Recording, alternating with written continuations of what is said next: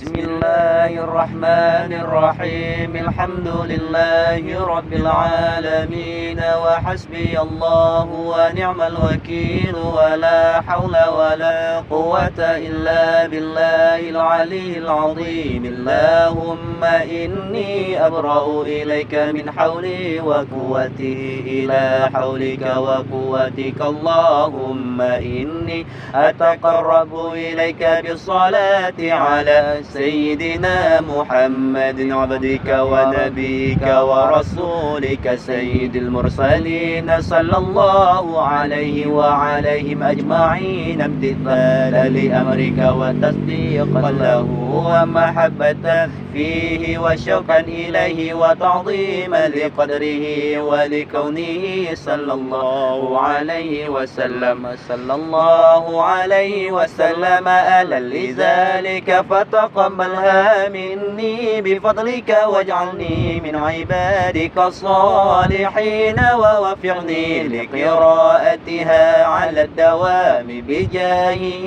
عندك. وصلى الله على سيدنا محمد وآله وصحبه أجمعين. اللهم إني نويت بالصلاة على النبي صلى الله عليه وسلم، امتثالا لأمرك وتصديقا لنبيك سيدنا محمد صلى الله عليه وسلم، ومحبة فيه وشوقا إليه وتعظيما لقدره ولكونه أهلا لذلك، فتقبلها مني بفضلك وإحسانك، وأزل حجاب الغفلة عن قلبي، واجعلني من عبادك الصالحين. اللهم زد شرفا على شرفه الذي أوليته، وعزا على عزه الذي أعطيته، ونورا على نوره الذي منه خلقته،